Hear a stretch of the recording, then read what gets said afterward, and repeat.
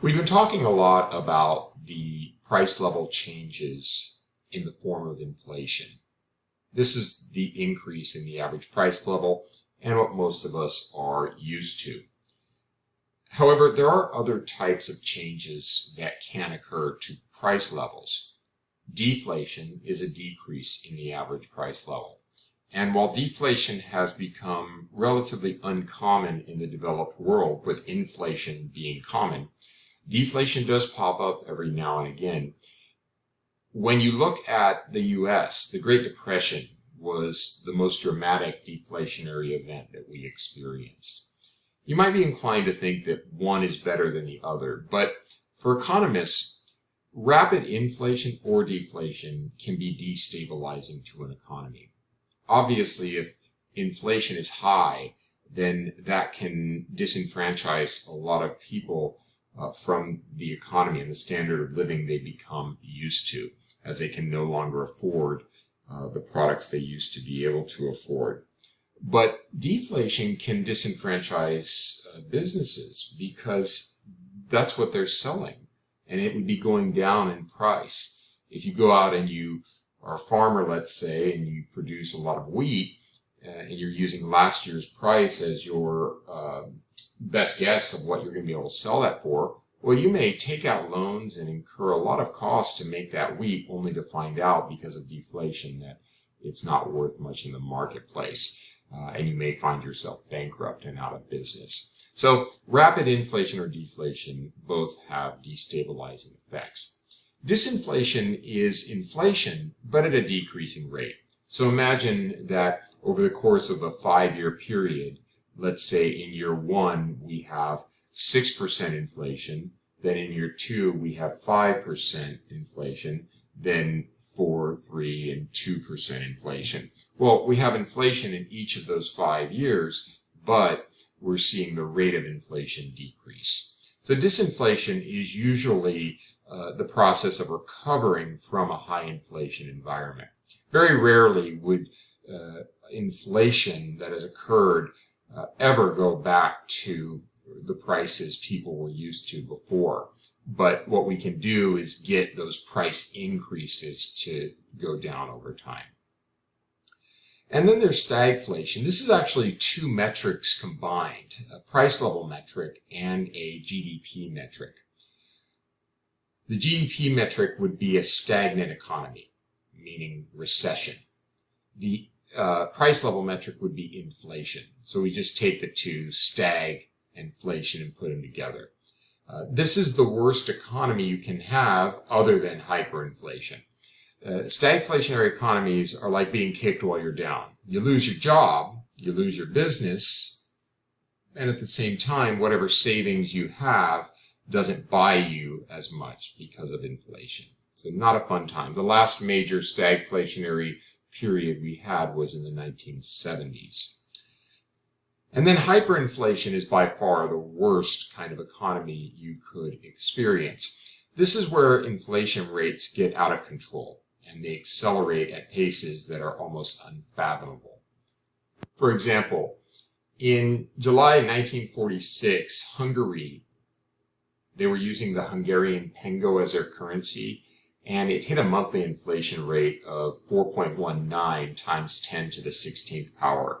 You'd have to extend this out by moving the decimal here 16 places, but if you do that, you're probably going to get a quadrillion. So let's say 41 quadrillion or something like that, which works out to a daily inflation rate of 207%, which means prices are doubling every 15 hours. This is hyperinflation, and it represents the beginning of the end of that country's currency. We'll see later on that the reason that this occurs is expansion of the money supply. Inflation is a result of printing more money. Printing is a metaphor, by the way. It's really just expanding the money supply because very little printed currency is actually used today. So whether you print it or you create additional digits on a bank account, it's creating new money, and that money gets out there and it chases the limited amount of goods and services that are available, and that drives up the price of everything. So All developed countries experience some level of inflation, usually in the 2 to 3% range a year, and they experience that because they do expand their money supply. But if you get carried away, you can create astronomical numbers like this. Zimbabwe is one of the more recent ones. This was November of 2008. They hit a high of 7.96 times 10 to the 10th power. That's a daily inflation rate of 98%, essentially a doubling of prices every day on average.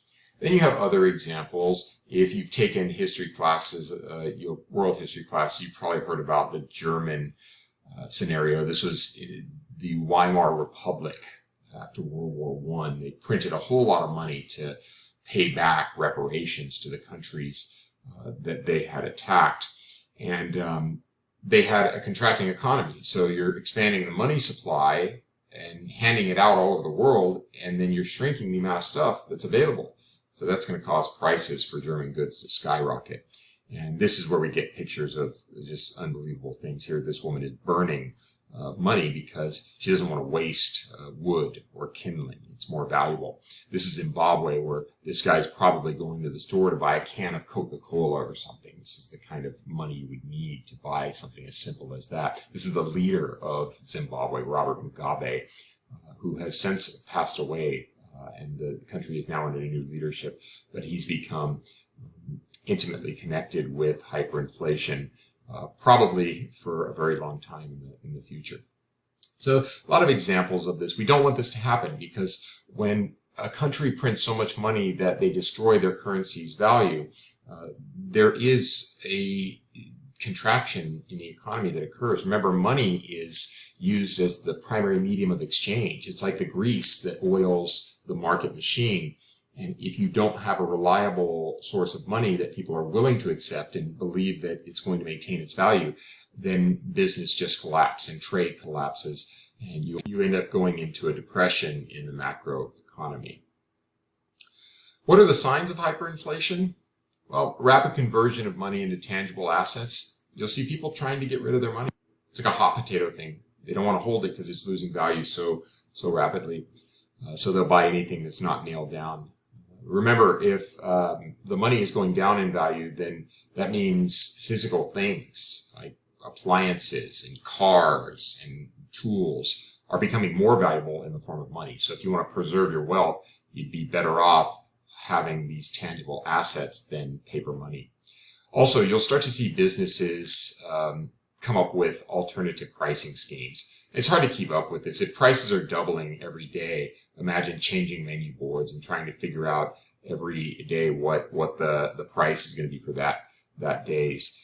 That uncertainty often creates barter. People just don't want to trade with the money. They say, well, I'll sell you my oranges, but you need to give me something real. Give me your jacket, right? Give me your watch or something like that. Come with apples or fish or meat or something to trade. So that reverts back to a much more primitive kind of economic environment where people have to trade goods for goods rather than money for goods. And then rapid depreciation of foreign exchange value of the currency. I mean, people are going to be getting rid of the currency by converting it into tangible assets, but they're also going to get rid of it by converting it into foreign currencies. If the Zimbabwean dollar is losing value rapidly, if every day it's losing half its value because prices are doubling, then people are going to try to get euros or US dollars. They're going to try to trade those Zimbabwean dollars for a more stable currency. And unfortunately, what usually happens is the governments that created this hyperinflation, like the Mugabe regime in Zimbabwe, they have to prevent this from happening. Because if people stop using the money, then they've lost control over the economy. And so what they'll do is they'll limit the ability of people to convert their dollars, their Zimbabwean dollars, or whatever the hyperinflated currency is, into foreign currencies. They'll limit the amount of foreign currency that you can buy with it. Okay, let's look at how price level changes have occurred across time. This is real data. So a lot of the data we've been looking at in these videos has been hypothetical just to do the math and so forth. But this is real data, and this is the Consumer Price Index going all the way back to 1983 and forward to 2023. Not the most recent period, you could look that up, but close enough. What is the base year for the CPI? Well, that's easy. We just find 100. I already told you it was 1983, but if you didn't know that, you could just find 100. Or if you're looking at a different index, maybe you're looking at the deflator, you're looking at the PCE, then you want to find the base year, find the number 100. What was the change in the price level from 1983 to 2023?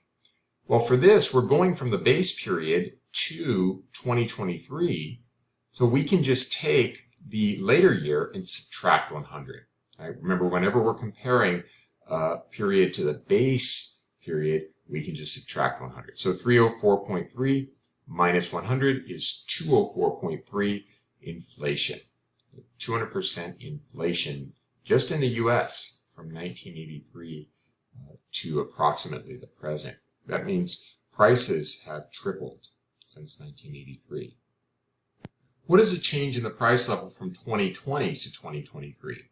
Now, for this one, we're not looking at the base period, so we can't just subtract 100, but we can use our formula and look at the two numbers. So we have 2023, we have an index of 304.3, and then in 2020, we have an index of 258.8.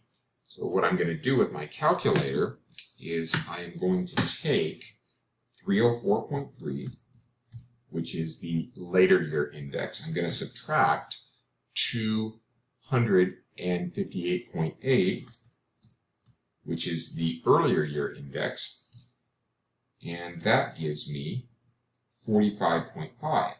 I'm then going to divide that by the earlier year period of 258.8, and I'm going to multiply that by 100, and I get 17.6. Okay? 17.6% inflation from 2020 to 2023. Now, just so you know, this is the formula that I used here. What type of price level change is most common across time? Well, the CPI index goes up every single year with the exception of 2008 to 2009, where it went down just slightly. So what's most common? Inflation. The change in the price level percent I've actually completed here for you, so you can see the yearly changes. For example, in 2022, we hit 8% inflation. That would be going from 2021 to 2022, 8% inflation. That's the high, and then the low would be deflation of 0.4% in 2009. But generally, our inflation rates have hovered in that 2 to 3% range. You can get a better perspective on this by looking at the inflation rates over a longer period of time. This diagram here shows from 1914 all the way to 2020. And you'll notice that there's very little deflation. So the number 0 would be obviously no inflation or deflation. So a negative number, something below that, is deflation. A positive number is inflation. So you have deflation we had a massive recession in the early 20s here. That came with some deflation. The Great Depression here, and then that little bit of deflation in 2009 that we saw. Inflation, however, does appear to be the norm, and we had some high points here. Back in World War I, this period here, inflation hit above 15%. We also saw really high inflation rates during World War II. We also saw high inflation rates in the 70s, and then the most recent time. Wars are particularly inflationary for several reasons. The most notable is wars are expensive, and the government prints a lot of money in order to pay for wars. And that expanded money supply leads to higher prices in the overall economy. Another way of thinking about this, by the way, is to look at averages. So the average inflation rate from 56 to 65 was very low, but 73 to 81, much higher. And then we've had a reprieve from inflation for quite a while, really up until COVID.